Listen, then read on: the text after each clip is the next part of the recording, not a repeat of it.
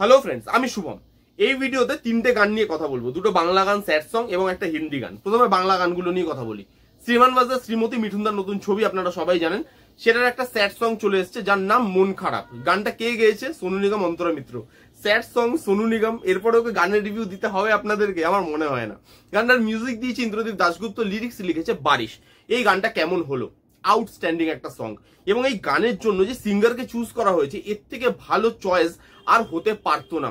ভাই সোনু নিগম গানটাতে না প্রাণ ঢেলে দিয়েছে, যা গেয়েছে গানটা। আর ভাই স্যাড সং সোনু নিগম, এই দুটো জেলিং এত ভালোভাবে হয়। লাইফে কত যে স্যাড সং তিনি গেয়ে এসছেন, এবং এই স্যাড সং এ না তার একটা আলাদা হাত আছে। মানে ধরুন যে স্যাড সংটা, মানে স্যাড মুহূর্তগুলো অতটাও স্যাড না। যখন সোনু নিগম গাইছে তখন এতটা দরদ দিয়ে গাইছে, আপনার চোখ থেকে জল বেরোবে। ভাবেন যে ভাই কি খারাপ অবস্থা, কি করুণ অবস্থা। মানে লোকটা এত ফিল দিয়ে গায়। এই গানটায় যেভাবে ফিল দিয়ে গেয়েছে সোনু নিগম, ভাই আউটস্ট্যান্ডিং। অন্তরা মিত্র তাকে খুব ভালো সাপোর্ট করেছে। ইন্দ্রদীপ দাশগুপ্ত এরকম ধরনের স্লো মিউজিক খুব ভালো দেয়, এখানেও খুব ভালো দিয়েছে। মিউজিকটা শুনতে খুব ভালো লাগবে, এমন একটা মিউজিক যেটা আপনি গুনগুন করতে পারবেন, আপনার মনে অনেকদিন থেকে যাবে। যখন হলে যে সিচুয়েশনে গানটা আসবে, সেই সিচুয়েশনটা কিন্তু আপনাকে ইমোশনাল করবে। গানটা এরকম ধরনের একটা গান, এবং বারিশ কিন্তু লিরিক্স গুলো খুব ভালো লিখেছে।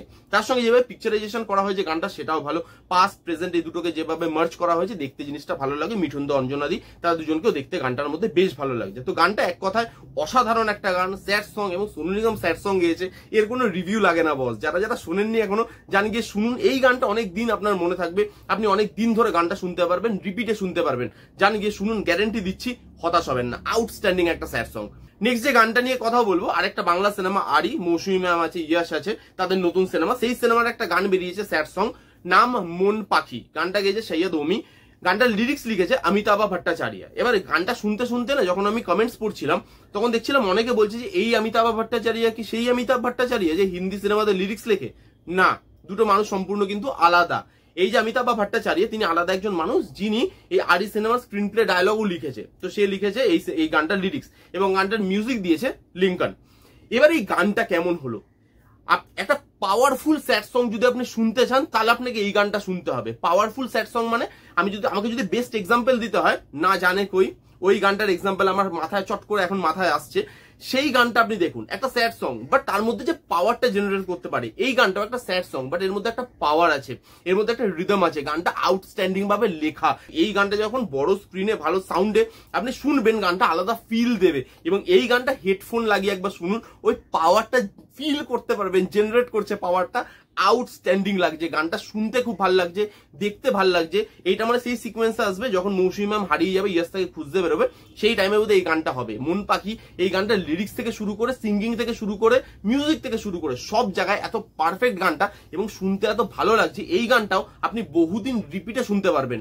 অনেক দিন বাদে ভালো ভালো বাংলা গান বেরোচ্ছে, সেটা শুনে না মনটা খুশি হয়ে যাচ্ছে যে যাক, ফাইনালি বাংলা গানও কামব্যাক করছে। তাই আউটস্ট্যান্ডিং, এই গানটাও শুনুন, খুব খুব ভালো, পাওয়ারফুল একটা স্যাড সং। এবার আসবো 3 নম্বর গানে, হিন্দি গানে, চোর বাজারি ফিরসে। মুভির নাম ভুলচুক মাফ। কি বলবো, মানে এই গানটার না রিভিউয়ের দরকার পড়ে না। চোর বাজারি আপনারা সবাই জানেন, লাভ আজকালের ফেমাস সং, যে গানটা গেয়েছিল নীরজ শ্রীধর আর সুনিধি চৌহান। সেই গানটাকে রিক্রিয়েট করেছে, মানে চুরি করে বসিয়েছে তনিষ্ক বাগচি। এই কাজটা করার জন্য বলিউডে আর কোনো লোক নেই তনিষ্ক বাগচি ছাড়া। এবং এই গানটা প্রীতমের গান। এই গানটা কোনোভাবেই তনিষ্ক বাগচির গান হয়ে যায় না। গানটার মধ্যে মিউজিকে তনিষ্ক বাগচি নিজের নামটা ঢুকিয়েছে নিশ্চয়ই, কিন্তু গানটার মধ্যে কোনো চেঞ্জেস নেই। এতদিন তনিষ্ক বাগচি কি করতো, যে কোনো গানকে ধরুন আপনি নিচ্ছে ইন্সপায়ার হিসাবে, সেই গানটার কিছু ওয়ার্ড রাখতো বা ক্যাচি লাইনগুলো রাখতো, বাকি গানগুলো নিজের মতো করে তৈরি করতো। এবার হুবহু ছেপে দিয়েছে, কিছু কিছু এক্সট্রা বিট দিয়েছে, বাদ বাকি প্রীতমের মিউজিক, প্রীতমের মানে সেই গানটায় যে লিরিক্স ছিল, সেইটাকেই হুবহু 100% তুলে এনে কপি করিয়ে দিয়েছে। সেই গানটাকেই বাজাচ্ছে উইথ এক্সট্রা বিট, আর কিচ্ছু নেই গানটার মধ্যে। মানে বলিউড কেন যে তনিষ্ক বাগচিকে নেয় অ্যাজ মিউজিক ডাইরেক্টর, এই গানটা তো প্রীতমও রিঅ্যারেঞ্জ করে দিতে পারতো। এই গানটার জন্য তনিষ্ক বাগচির কি দরকার ছিল? কিছু এক্সট্রা বিট ফিট দিয়ে প্রীতমই তো এই গানটাকে রিঅ্যারেঞ্জ করতে পারতো। তনিষ্ক বাগচি আবার গানটাকে রিঅ্যারেঞ্জ করেছে। এবং দেখুন, পুরোনো গানটা যেহেতু ভালো, ইটসেলফ অরিজিনাল ট্র্যাকটা এত ভালো, সেই জন্য গানটা শুনতে তো ভালো লাগছে। কিন্তু আমার কথা, টাকা পয়সা খরচা করে আমি সেম গানই কেন রিক্রিয়েট করব? নতুন গান কি বানানো যায় না? জানি তানিশ বাগচির মতো কিছু মিউজিক ডাইরেক্টর আছে যারা নতুন ট্র্যাক কিছু বানাতে পারে না, একটা দুটো ছাড়া বাদ বাকি সবই টোকা গান, কিন্তু তাহলেও ভাই 100% মানে লিরিক্স থেকে শুরু করে মিউজিক থেকে সিঙ্গার থেকে সব আলাদা সিঙ্গারকে দিয়েও গাওয়ায়নি। মানে তানিশ বাগচি ভেবেছে ভাই মানে চুরি যখন করছি, টাকা যখন লাগছে, তাহলে আমি খাটবো কেন, পুরোটাই ছেপে আমি নিয়ে চলে আসি। এই গান বানানোর কোনো মানে হয় না, পুরোনো গানটা ইটসেলফ এত ভালো, সেই জন্য গানটা ভালো লাগছে শুনতে। তানিশ বাগচির এর মধ্যে কোনো ক্রেডিট নেই।